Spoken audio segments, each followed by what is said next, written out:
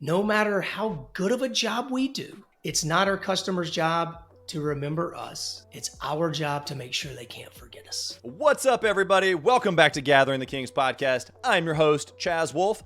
Today, we welcome Clifton Muckenfuss to the King stage. He's a visionary, he's a business coach, a consultant, and the founder of Building Raving Fans, where, of course, he teaches owners how to serve their clients so well to where they become, you guessed it, raving fans. This episode is a huge one for any business owner looking to increase their client retention. Here's what we talk about. Number one, what are raving fans? A person that is so obsessive about your product or service that they can't wait to share it with anybody that'll listen. And what most business owners get wrong. Entrepreneurs are so focused on how can I get people into the machine to then spit out a result, receive compensation, and now let's rinse and repeat that. Number two, oh, it's fine is the worst customer feedback that you could ever get. There's a 4-letter word that if a patron says to you, it is alarming. Fine. Fine is really bad. And number three, the problem with digital marketing industry. In the digital marketing space, I mean, I work with contractors every day. If I work with 20 of them, 19 of them have had a bad experience.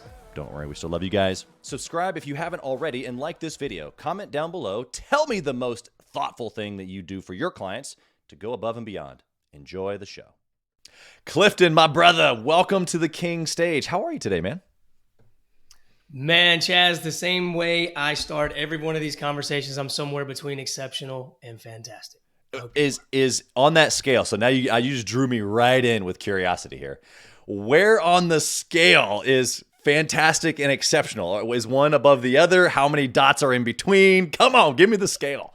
It's a very, very narrow gap. There you go. And I believe exceptional, it just kind of inches above. Yeah.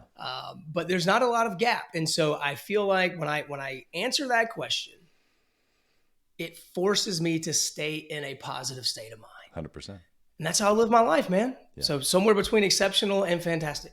What do you think? I mean, we're going to get into this. You have an incredible business. In fact, let me just offer the opportunity here. Tell us what kind of business or businesses that you have currently now and how you help entrepreneurs. And then I'll go back to my curiosity.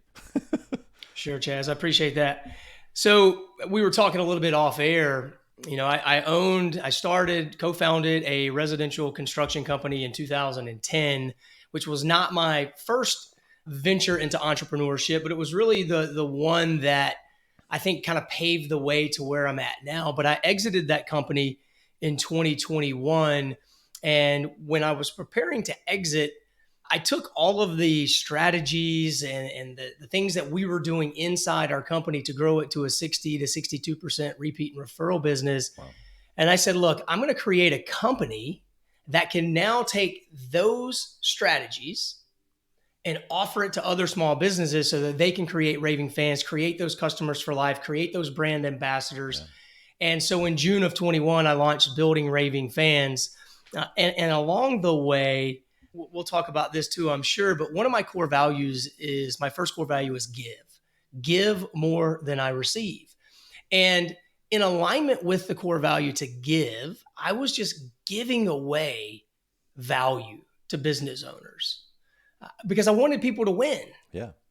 I was actually giving stuff to my competition and people were like, dude, you're crazy. And here's what I found out pretty early on is that most people don't take action on anything. Yeah, literally. And so I was giving away stuff and I knew they weren't going to take action, but I started helping people just literally for free. And I had someone tell me that they could pay me and immediately a light bulb kind of went off. I can get, oh, wait a minute. This was before the current day where everybody with a heartbeat is a business coach, right, and a guru and a ninja and whatever, right? Yeah, exactly. But so I was just doing it for free, man, because I wanted people to win. And so through that process, I got hooked up with Mike Claudio. I'm not sure if you know Mike. He founded a company, Win Rate Consulting. I became a business coach on his team. And then shortly thereafter, got an opportunity to join the leadership team over there. And now I'm the director of coaching at Win Rate Consulting. And so Building Raving Fans is something I'm just passionate about. Business coaching and consulting is really what I believe God put me on this planet to do. Yeah, I love that. There is a thing of a coach's heart, probably pretty similar to the father's heart, and we can kind of get into some of that. But there are things that work inside of a business, and someone can even be successful doing those things. But to have the ability to teach or to make them clear to others is a whole different skill set.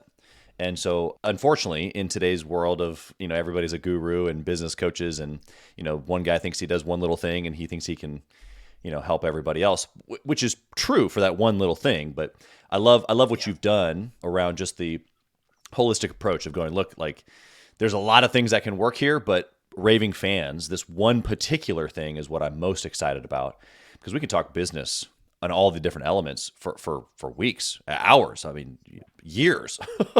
And so this concept of building Raving Fans, even some of the similar language that I've used over the years. And so I love what you're doing, and I want to get into it deep. Before we do that, I want to know, like, you were building the construction company. What made you want to exit? Was that always the plan? What were you building inside of it to exit? Was that always the plan? I came home one day, and my wife, we were building our starter home, our first home together. And I came home and I said, hey, I'm going to go start this construction company. And she's like, you've never mentioned anything to me about construction. And I said, you're right. I don't know anything about it. She said, interesting. What are you going to do? I said, we're going to do siding, roofing, windows.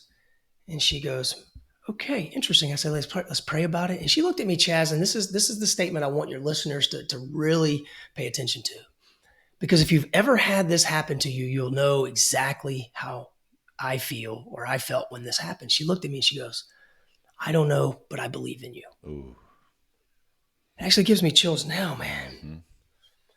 Because up until that point, my entire childhood, through multiple arrests, I'd never given anybody a reason to really believe in me, ever. In fact, I didn't even believe in myself. I mean, we're talking about multiple arrests of all kinds of things, aggravated assault, only through the grace and love and mercy of God that you and I are talking. I mean, I was facing prison time for aggravated assault, sold massive amounts of drugs, consumed massive amounts. But anyway, getting back to that moment when she said that, it was at that moment I said, cool, I don't care what it takes. I'm not letting this lady down. That's right. Or that unborn baby inside. Yeah, that's cool. There is a special, not only just a feeling of that moment, there's real power that got transferred from her to you. And it's actually pretty similar to what we get to do with this show, right? I said before we hit the record button that I want to transfer courage, to the listener. And that's what, in essence, what you've done, but it's what your wife did for you in that moment. I've had that feeling. And it's so interesting too, because what we're really talking about is the mastermind principle. This is Napoleon Hill at his best, talking about two or more minds coming into harmony, working unto the definite chief aim, and the achievement of that. And so what your wife did in that moment was to come into harmony and then breathe courage into you. And I don't think there's anything actually more powerful than that. I have business partners. Obviously, I run a mastermind group. I get extreme inspiration and courage from the other people that are doing amazing things, a part of Gathering the Kings. But there is nobody that can breathe into me like Julie Wolfe, Mrs. Wolfe. Those moments are powerful. What do you think was the catalyst for that? Like, is that just how she is? She was just born amazing? Or had you built a little bit of trust with her? Like, what was the pretense of that for her to be able to go, you know what? I don't care, but you is what I care about. It's interesting because, we had been together for really a short period of time, and in the season of my life, we were actually just reflecting on this just the other day, because she mentioned that Morgan Wallen got arrested for acting a fool. And I said, Happens. Gosh, think about that. She goes, think about what you're doing in your 30s. And I said, I don't want to think about it. So I didn't. And in fact, what took us to Raleigh was I got arrested in in Florida. And so that's what forced us out of Florida, is to kind of get away from some of that. I was like, look, I kind of reached this moment that if I don't get out of here, something's bad is going to happen. But, now we're going to be celebrating in July 17 years of marriage. And over those 17 years, to answer your question, I think she was born that way. I know that God had her picked out for me, and he knew exactly what I needed, exactly when I needed it, and he knew who was going to be the person. Yeah. And that's her. She's completely opposite of me. Like there's not enough space in the world, I think, for two me. Yeah, we probably both feel that way with entrepreneurs. Yeah. And so she's a very selfless, very humble, very giving, very just loving person. And I think that, I don't know if she could just see the pain that I was in or where I was at or what, but I believe it was just who she is. Yeah, that's cool. And I think just for some encouragement to the listener, whether you're the husband or the wife listening, I think that we each have this power to be able to give, to the other spouse. And so whether it's, we've got queens that are running the business or kings that are running the business, it doesn't really matter. But even for me, like Julie's not necessarily in our businesses every single day, but that same affirmation of I believe in you, or I'm thankful for you, or I see you, there's a lot of power in that on a regular basis, even with the things that she's doing. And so I just want to encourage the listener. This is real stuff. This is not fluff. This is not just like marriage woo. This is like, this stuff actually works. Absolutely. And a basic human need is to feel loved and appreciated. Yeah. Yep. There's no better way to do that than to express gratitude, yeah. which is why our company Building Raving Fans exists. So small business owners can express gratitude to satisfy the basic human need to feel loved and appreciated. Yeah. Yeah. I love the transition here. Let's use it. Like, let's talk about what is a raving fan. Let's define that. So that way we can work backwards and talk about how you help entrepreneurs build these. Yeah, Chaz, I believe there's internal and external raving fans, but let's first categorize what a raving fan is. A raving fan, think about what fan is short for. Fanatic. Right. So if you imagine running into, you're from, I think you said Kansas City. Yep, that's right. So imagine running into Arrowhead. Yeah, that's right. What's going on? A bunch of fanatics. Bunch of fanatics, right? And so a raving fan is a person that is so obsessive about you, your people, your culture, your product or service, or your experience, that they can't wait to share it with their friends, their family, their coworkers, their neighbors, or frankly, anybody that'll listen. Yeah. Yeah, that's cool. And so that's what we help business owners create. And it's external, meaning your clients. It's internal, meaning your employees or your team members. Yeah, that's right. Yeah. I love how you've attached gratitude to this end result of this fanatic who wants to talk to you, or talk to others about you rather, or the experience. There's some people that talk about the client journey or raving fans, but I really do feel like this is something that most business owners maybe have tickled their ear on, but they haven't really gone deep, and really drawn out the client journey and really every single touch point and identifying what those things are and how do we move the needle with the client or the employee in each one of those scenarios. Talk about that. How is this a 30-day process or more of a lifelong scenario? Give us what the land looks like. I think as business changes, it's going to be evergreen. And you said a word that I use often, which is every single touch point. Yeah. So what we will do is we will meet with a client and their department leaders if they have teams, and we're going to identify every single touch point from inbound through fulfillment and after. Before, during, and after. Okay? What does it look like? What's currently happening in our business? But then we base it and bump it up against a decision is, what do our customers want? Then whatever the gap is, we assign it or we create an initiative to fill the gap. Then we assign it to a member on the team with a deadline. And then we roll it out. So to answer your question, it's typically I think about a 60 to 90 day full implementation. And the tactical there is, first off, most likely, most business owners that I talk to, even rather successful ones, none of this is on paper.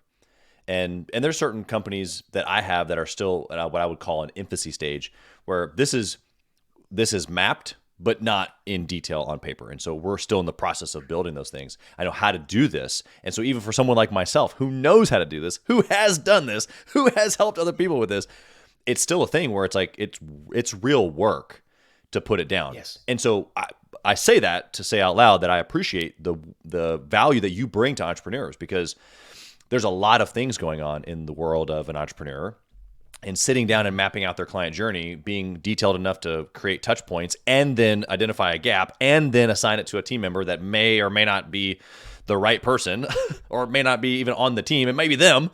What's the thing that most entrepreneurs are failing at when it comes to building raving fans? Before you get a hold of them, what's the number one thing that they're doing wrong? I believe that most entrepreneurs, Chaz, are too focused on the next opportunity. I believe that entrepreneurs are so focused on how can I get people into the machine to then spit out a result, receive compensation, and now let's rinse and repeat that. And because that's what most businesses is all about. And so that's one of the biggest objections I get when I'm talking to business owners, because they're so used to meeting with a marketing agency who says, okay, well, based on your market, based on what you do, based on the population, if you give me $5,000 a month, we should be able to produce this number of leads. So you put something in and you pull something out. That's just the mindset that most business owners have. Yeah. Whereas I say, let's focus on all of the key relationships with the people that already know you, already like you, already trust you. And then how can we stay top of mind with them? Because Chaz, I had an interesting experience in my own company. We had done some work for a couple, and we had done their roof and their deck and their siding. And they gave us a referral of one of their neighbors. So I was going to run the appointment. So I turned down Linfield Court and I look over at that home, and something stood out to me, Chaz. And I'm like, something looks different about that house. And so I called them. Hey, I want to thank you for the referral. I'm going to meet with Lucy right down the street. Hey, by the way, did you get your windows replaced? And at that moment, it was kind of this, oh my gosh, Clifton, do you do windows? And it was at that moment I said I had failed. Yep. And so I went and ran the appointment. We landed that deal. I went back to my office. I shared the story with my team and I said, here's what I just realized. Mm-hmm. No matter how good of a job we do, it's not our customer's job to remember us. It's our job to make sure they can't forget us. Yeah. And so that's why we have to continually, we meaning business owners, continually stay top of mind. And so what I'm having to do is work on the mindset of the entrepreneur. Right. And say, listen, if we can focus on the key relationships and they refer people to us like them, those referrals are going to buy at a higher rate. They're going to close at a higher rate with less objections. Our average client value is going to be higher. Oh, by the way, the whole process drives down your marketing cost. Yep. And so that gap is profit for the entrepreneur. Yeah, there's a bunch of value here, even for the high volume businesses. I've got a client that his list has got to be 150,000 contacts, paid leads over the course of the last like 4 or 5 years.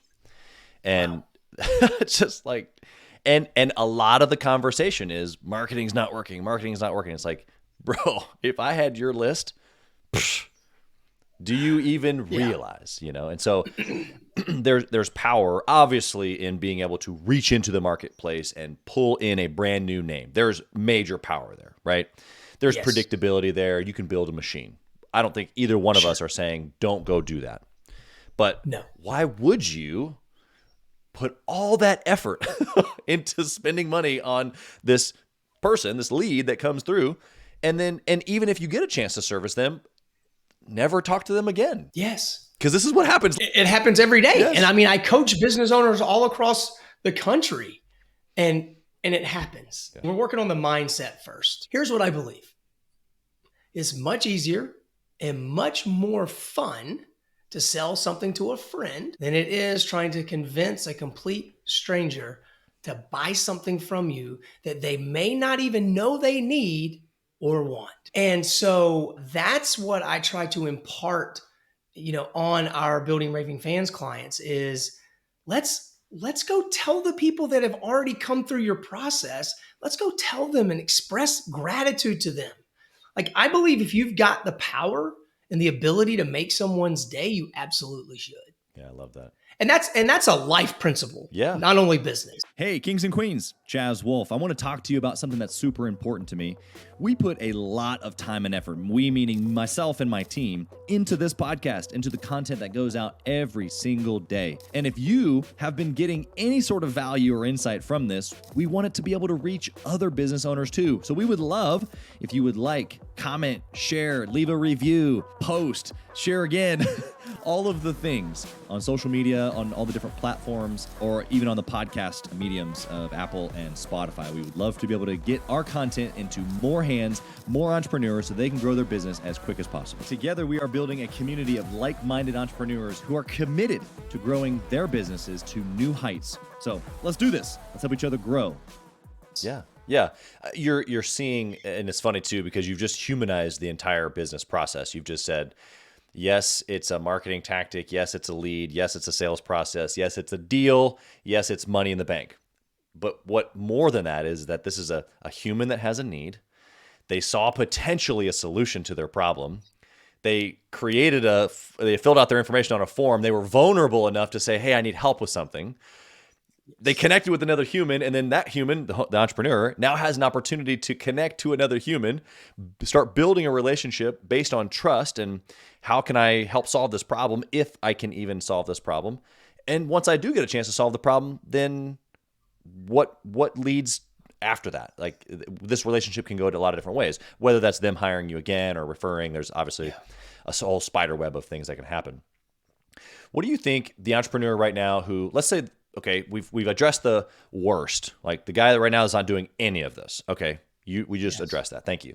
What about the guy or gal who's listening and like, man, I feel like I do some of these things well, but I know I can get better. What's usually that part in their client journey that's broken or fallen apart where you can kind of just go, this is probably it right here? Yeah, I think it's the post-fulfillment follow-up. Okay. Right? Like, we've come in, we filled out the form, we've gone through the process, we've committed, we've now had a transaction happen in construction. Maybe that's a roof replaced, windows replaced, whatever.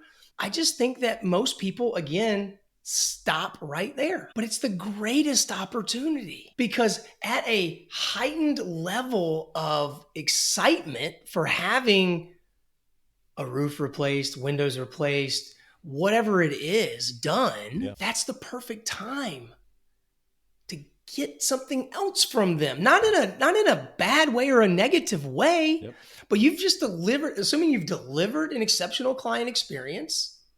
But if we've delivered on our promise, I'm expecting you to do something for me. And that expectation is not you just paying your invoice. Like, I'm expecting you to give me a 5-star Google review. I'm expecting you to give me a video testimonial. I'm expecting you to introduce me to 2 or 3 people that might benefit from a conversation with me or a member of my team. Yeah. But I think people are just scared. Yeah. And so I'm glad you said that, because it is fear, or it's an aloofness of like, woof, there we go, we're over. And then now I go back to the machine again. But inside of 2 of my businesses, I've owned some edible arrangements franchises for over a decade. And that client experience, obviously we're get to partner with them and sending someone else joy on their behalf, right? Wow. So it's actually a really cool opportunity. But all throughout the years, when I ask someone like, hey, that person, this list right here, they just ordered last week. Let's give them a call, make sure everything went smooth. If there's anything else we can do to bless them or help them facilitate anything else. And the hesitation or the fear or the scarcity in that moment is, but what if something went wrong? Right? Now, same thing in construction, right? Same. We really try to take our experience to the next level. In fact, it's remodel with kings because the experience is different. That's literally our tagline. Okay. And so, but inside of that, there's been some projects where it didn't go right. A sub didn't do something right, or this, that, or the other. And so that it creates like a fear or a little bit of a gun shyness to that person who, even if we knocked it out of the park, it's like, yeah, but I'm now nervous to ask for that because what if something went wrong? Fill in the blanks for us. Yeah, absolutely. And I would say to that, great. Exactly. I want to know about it. Yeah. Why wouldn't you want to know about it? Exactly. I want to know about it because if in fact that is the case, I want to make sure that we don't have a broken process. Or are we absent a process? Do we need to hold someone accountable? Think about this, Chaz. When you go to a restaurant, I worked in this restaurant back in the 2000s, and the owner of that little Italian trattoria, awesome lady, she would make a point. Every single person that left that restaurant, how was your experience tonight? And the 4-letter word, I will never forget this. She said there's a 4-letter word that if a patron says to you, it is alarming. Fine. It was fine. It was fine. Fine is really bad. Yeah. And it's the same thing that I equate it to, Chaz, when I'm doing speeches to groups of people and delivering from stage about wow client experiences. I usually say, who in here would be happy with a satisfied customer? Some hands go up because, of course, people are like, oh, satisfied? Yeah. To which I reply, how about to those of you that raised your hands, if I said that a satisfied customer is actually a liability, would you believe me? Mm-hmm. Because a satisfied customer is not a raving fan. A satisfied customer, Chaz, is not going to be a brand ambassador or an advocate for you. Right. So someone who says, oh, everything was fine. And I've actually even called homeowners out about this. Mm-hmm. And I tell them the story of the Italian restaurant. Yeah. You know, I learned a long time ago that when someone says something is fine, they're not actually being truthful. So please share with me exactly what's on your heart. Yeah. Because if it's something that I can control and I can help you solve, right, I'm going to do that. Yeah. Yeah, that's cool. And so I want to know the information. Yeah, in that moment, really the power is in not just the knowing, but then what you said, the being able to take the next steps, not only for that client, but then to be able to go back into the business and reassess and realign so that it doesn't happen again. We just even had a scenario, we're in the middle of it currently, a mistake that our team didn't make, but one of our subcontractors made. And it has eroded trust with the homeowners, not necessarily with us, but we're the GC. And so, yes, it's us. And I had to have a really honest conversation with this homeowner, and I gave him space. I was like, no, I know there's other things that you want to say. I need to hear them. Right. And through that, it was like, okay, great. So here's the moves that we can make, and here's the kind of the process that we have to follow. And I told him even then, I was like, even in this moment now, my 100% goal is at the end of this, not only do you have a beautiful project and you're elated with it, but that you say to me, you know what, Chaz? I don't know how you did it, but in that moment, I was super frustrated, but yet here we are. I'm satisfied. I'm about to leave you a 5-star review, and I don't know how you did it, but well done. Yeah. And he kind of smirked at that, going like, I don't know if you're going to get that. I go, well, I understand. And in this moment, I haven't earned it yet. Give me the opportunity. Yes, right. I haven't earned it yet. I said, but you know where I'm going with this. So just know that I'm coming full forces to be able to earn that. Everything that's within my control, obviously. Sure. What do you think is the kickback, the pushback when you're talking to an entrepreneur that's maybe not in this like mind? What typically do you hear? Like, oh, I don't need to do that, or like what's the pushback that you get from some entrepreneurs? Yeah, I think the biggest pushback is it's newer. Sure.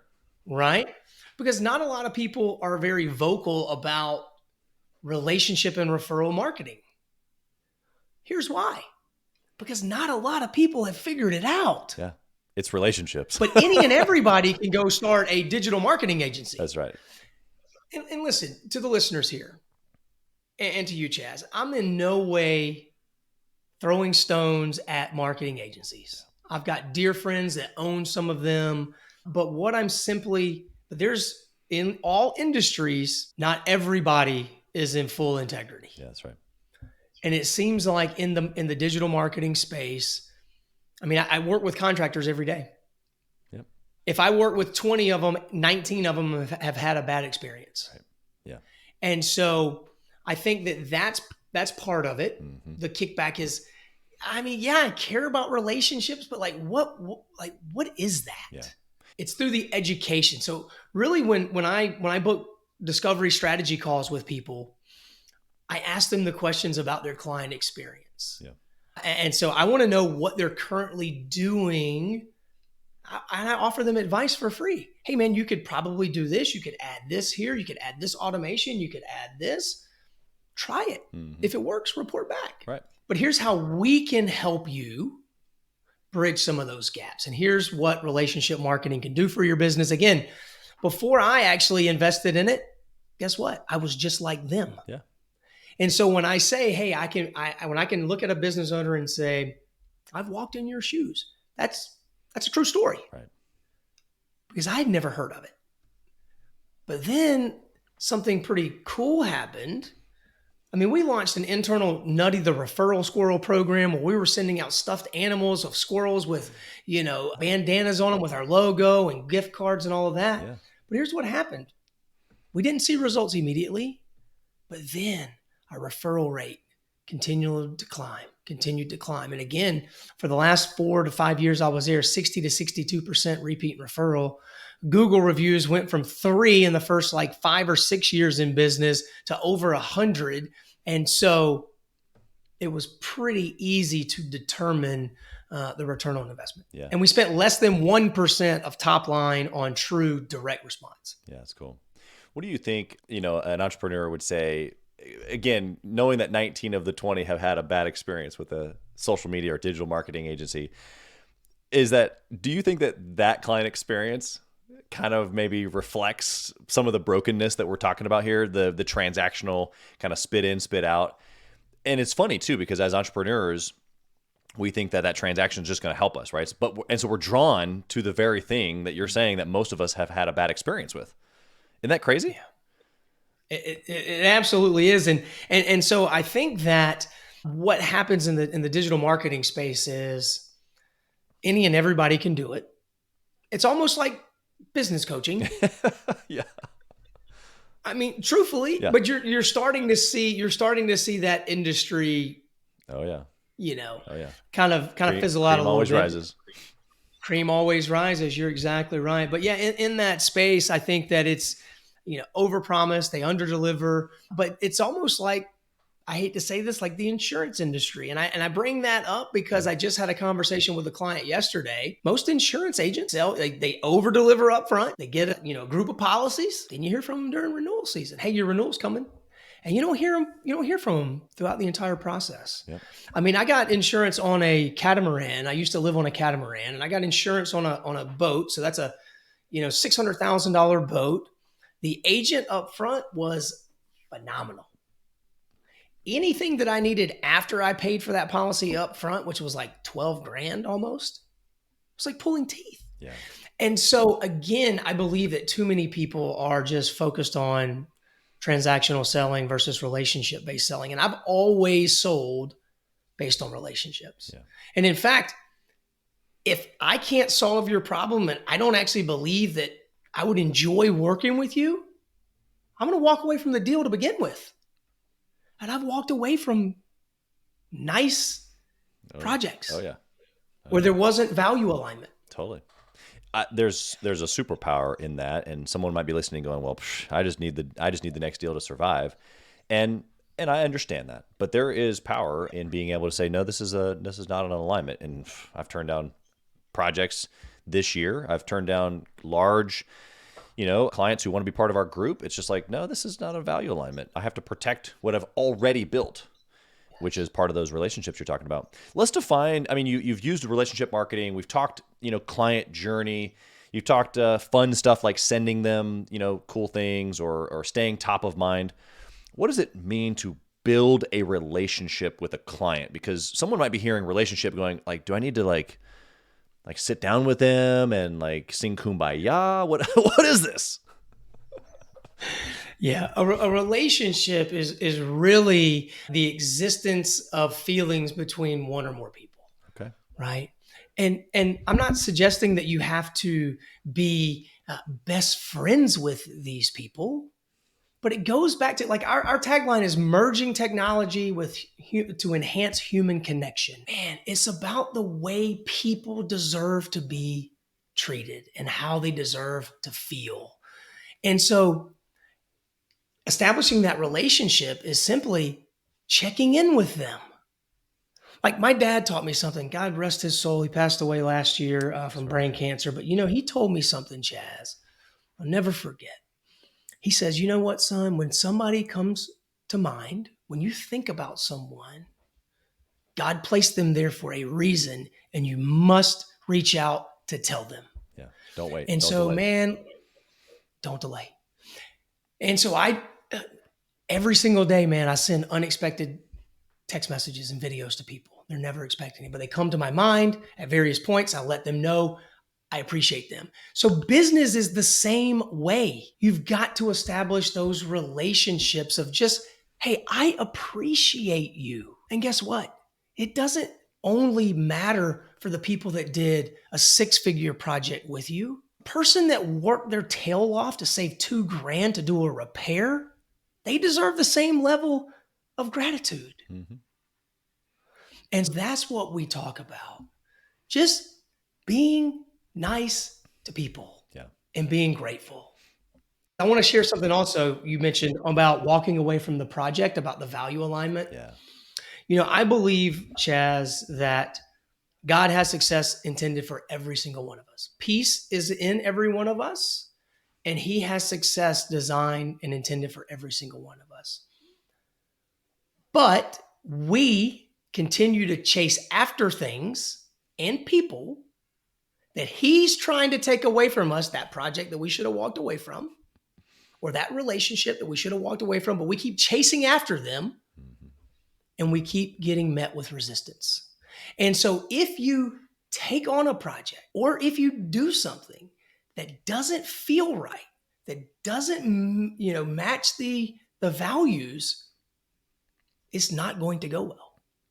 It's what I believe. The probability of something going bad far exceeds the upside of it going well. And that's another thing I talk to entrepreneurs about, Chaz, is like, hey, I know I got a client right now. He's in one of our group programs. He's like, man, if I don't sell a job, I'm going to be out of business in a week. Hey, man, keep doing the critical actions that you need to do every single day and trust the process. Yeah. And guess what? He sold a $45,000 job, then he just sold another job. And so you got to stay in alignment with your values, because if not, you're living out of integrity. And I do not believe that people are going to be rewarded if they continue to live out of integrity. Yeah, it's interesting. When we chase, we don't know that we're chasing necessarily, but if your values are not defined, or really just you as an individual, whether it's company values or personal values, if there's nothing to compare what I'm in alignment with, then I'm okay with everything. I just accept whatever comes to me. And it's interesting the way that you describe that, because it's not like, things that aren't supposed to be mine go somewhere else. Sometimes they get put right in front of me because it's like, what are you going to do? And if I take that project in this example, the one that I was supposed to have, I now don't have the capacity, or I don't have the bandwidth, or whatever. I'm in chaos because I chose the wrong thing. And so inside of that, it's decision making, and being able to make good decisions comes from, well, where am I headed? And I know you're big on core values. We haven't had time to get into that, but you've mentioned values, really identifying where am I going? Like, if I'm making this decision, am I doing this? Yes or no, whatever this is, project, saying yes to this employee, like whatever decision I'm making, it's got to be butted up against what do I want? And if that's clear, then it's like, well, does this help me get there? If it does, it doesn't, right? The client that says, yeah, well, everything's going to be great, but at the second you mess up, my husband's the attorney general. It's like, I don't know if we're a good fit, Not to say that we're going to mess up on purpose, but this doesn't sound like you want us to do a good job. Yeah, and it sounds like that's something you've used before. Yeah, it's like, wait a second. So that's a pretty obvious one, but what I'm saying is that even in the nuances of those moments, if you're clear, then it's like, oh no, this is an easy no. It doesn't matter how big the project is or how much money or how much whatever flash is. This is an easy no because I already know that by saying yes, that means I'm going to have to say no to the actual thing that I want, right?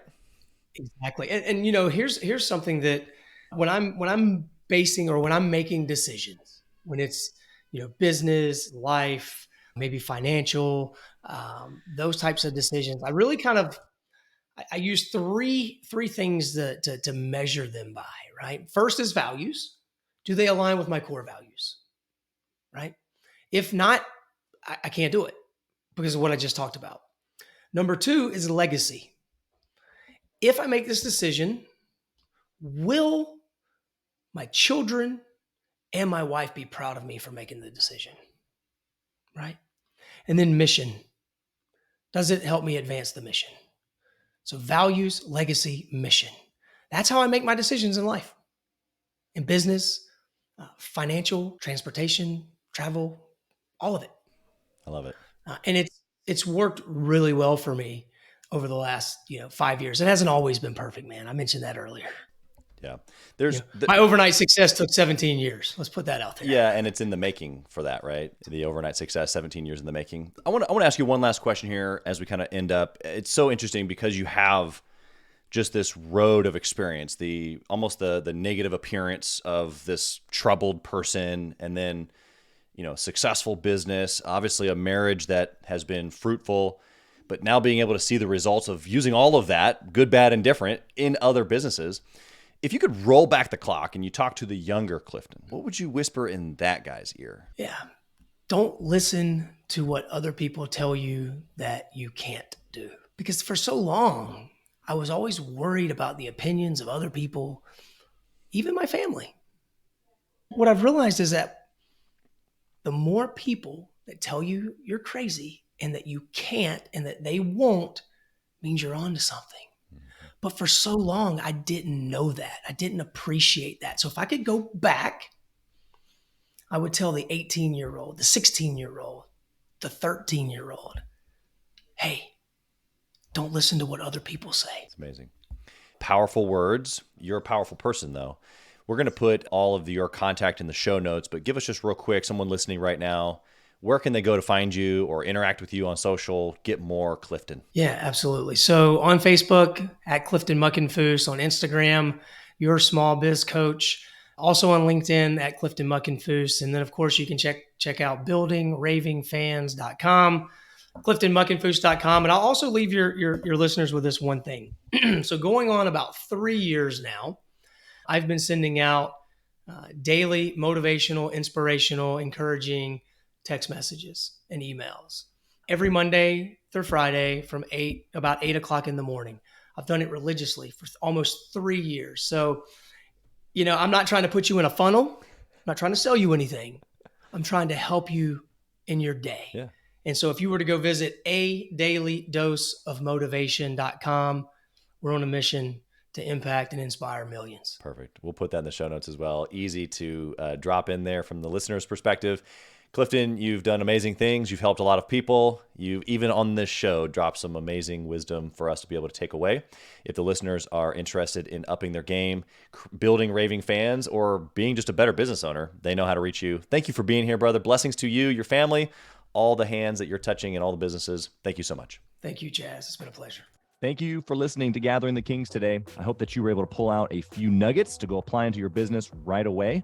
More importantly, though, I hope that you're realizing that it takes more to be successful than just being by yourself, doing it all on your own, carrying the weight all by yourself. What I have realized, not only in my own journey from multiple businesses and multiple different industries, and now interviewing over 200 or 300 other very successful 7, 8, and 9-figure business owners, is that it's tough to do it alone. And so Gathering the Kings exists to bring together successful entrepreneurs. In fact, we are putting together 1,000 kings, specifically who are grateful but not done.